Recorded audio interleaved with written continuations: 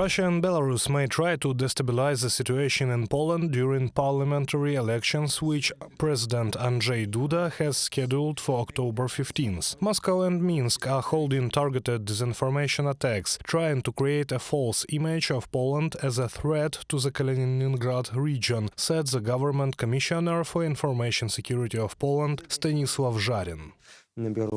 For a week now, the Kremlin apparatus of influence has been promoting disinformation, in which it portrays the Soviet aggression against Poland on September 17, 1939, as a liberation campaign of the Red Army in Western Belarus and Ukraine against the colonial policy of Warsaw.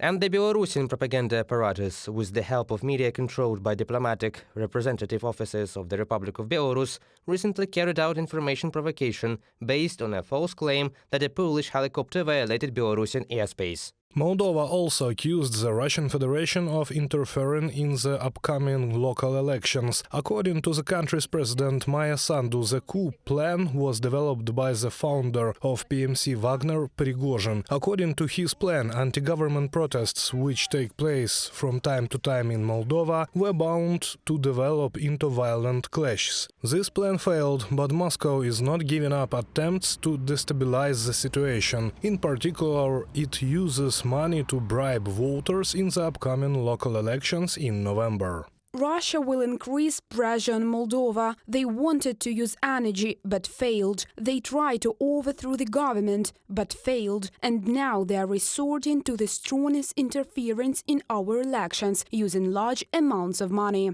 Maya Sandu, president of Moldova, in an interview with the Financial Times.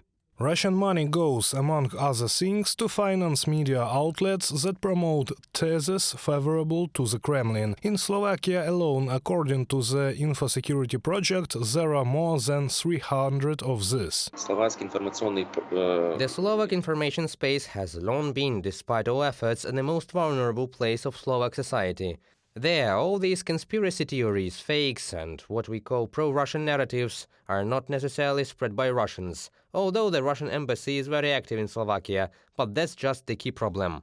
The Russian Federation interfered in the parliamentary elections in Slovakia. The Republic's Ministry of Foreign Affairs called on Russia to stop deliberate disinformation because such actions, I quote, undermine mutual understanding and contradict the principles of international relations. The ministry strongly protests against the false statement of Russian intelligence, which calls into question the integrity of free and democratic elections in Slovakia. We consider such deliberately spread disinformation to be unacceptable interference by the Russian Federation in the electoral process in the Slovak Republic, from a statement by the Slovak Foreign Ministry.